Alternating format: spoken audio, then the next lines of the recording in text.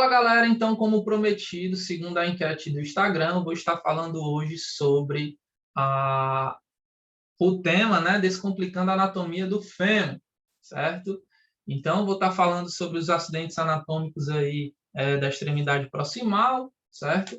E distal, tá? E vou estar falando aí como que esses acidentes anatômicos da extremidade proximal se comportam, certo? Ó, perante o movimento de rotação dos pés, né? Ou então em posição neutra, tá? Vou estar falando também um pouquinho de fratura e aí a gente vai vendo no decorrer do vídeo. Então, a gente sabe que o fêmur, certo? Ele é o maior osso do corpo humano, também o mais forte, certo? Ele vai se articular com o primeiro segmento dos membros inferiores, que é a cintura pélvica, como vocês podem estar visualizando aí, certo?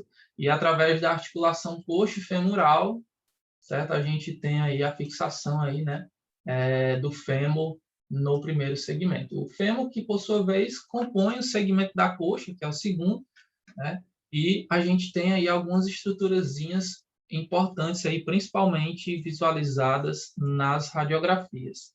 Então, como acidentes anatômicos da extremidade proximal, nós temos aqui, certo? Ó, cabeça do fêmur, colo femoral, trocânter maior, trocânter menor, linha intertrocantérica na vista anterior do fêmur.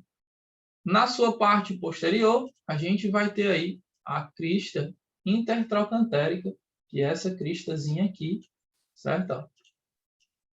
E aí a gente vem descendo para a diáfise, certo? Ou corpo femoral. Na parte posterior ainda, nós vamos ter um acidente anatômico chamado linha áspera, certo? Essa linha áspera vai se dividir em duas linhazinhas aqui, como vocês podem ver.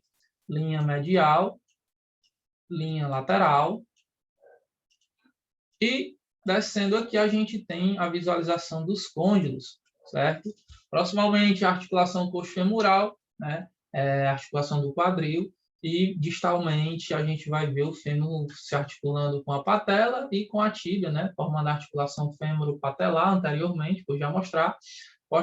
E aqui na visão, né, a articulação fêmuro-tibial, certo? E aí a gente tem posteriormente aqui côndilo medial e côndilo lateral, certo? E aí como é que a gente desenrola aqui para não confundir côndilo medial e côndilo lateral?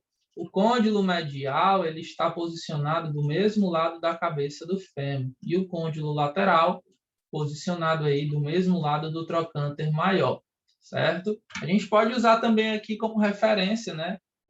Por mais que o fêmur não se articule com a fíbula, mas a gente pode usar de parâmetro de posição que o côndilo lateral ele está posicionado ali, né? Do mesmo lado da fíbula, certo? Na parte anterior, a gente vai ter os epicôndilos aí do fêmur, né? Epicôndilo assim, medial, mesmo lado da cabeça, e o lateral, mesmo lado da fíbula e do trocânter maior, certo?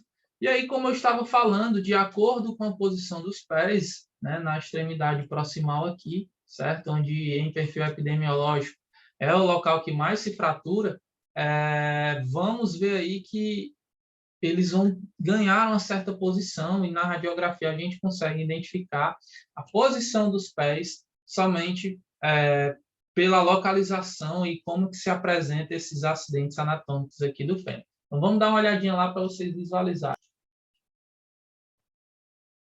Então, a gente tem aqui o pé em rotação neutra, certo? Como vocês podem ver, ó, rotação neutra, tá? Posição neutra, pode ser assim também dizer.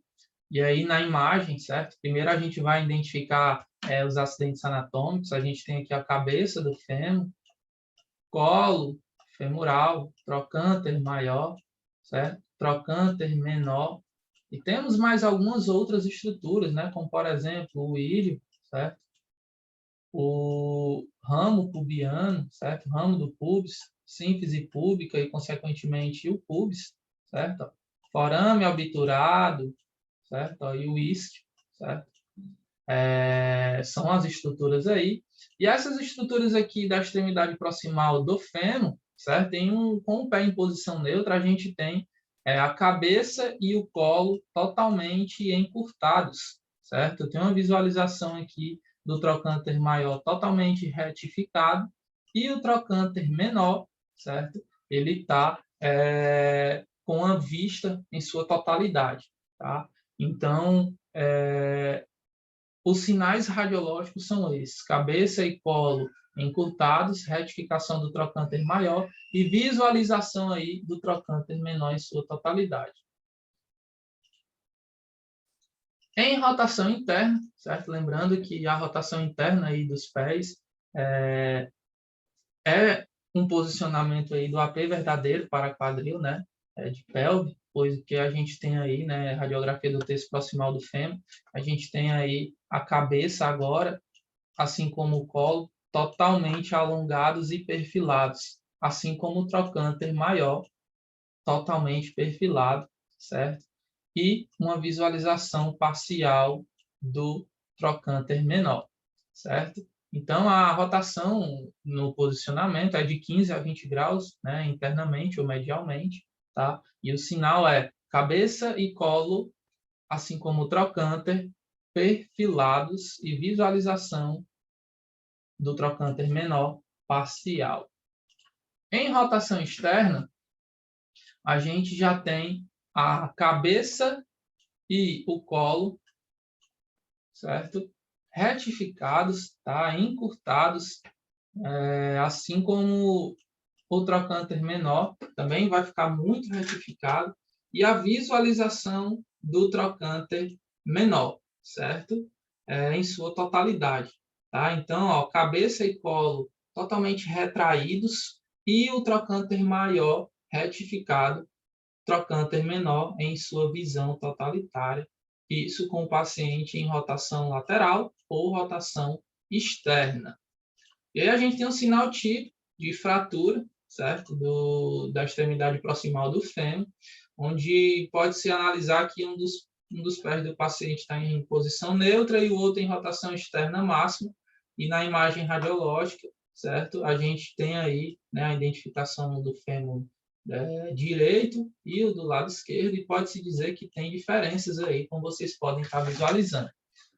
Com o pé em rotação neutra, cabeça e colo totalmente encurtados, assim como o trocânter maior retificado e uma visualização aqui, né, breve que parcial, uma pouca visão aí do trocânter menor.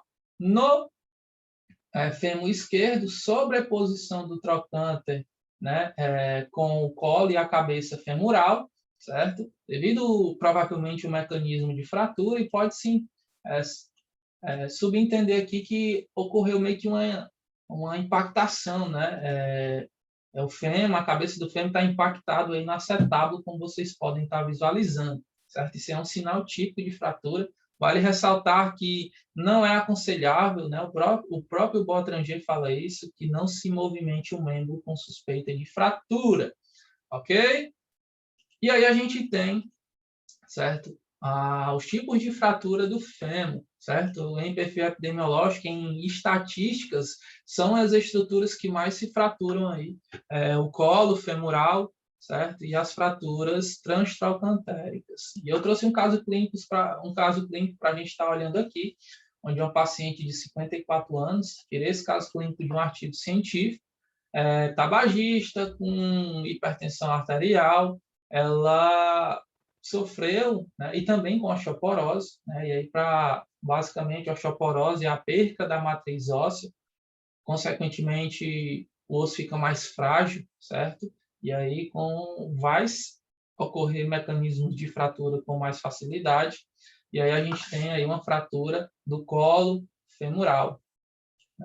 Por que não foi transtrocantérica? Porque nós temos aí os trocânteres totalmente preservados e intactos, tá? E ela foi submetida a um procedimento de artroplastia da extremidade proximal, né? Uma artroplastia do quadril aí, certo? Segundo a descrição do procedimento, foi colocada uma prótese que substituiu aí todo o terço proximal do fêmur dela, tá? A grande preocupação desses pacientes é que a maioria são idosos, né? Ou mulheres com osteoporose, certo?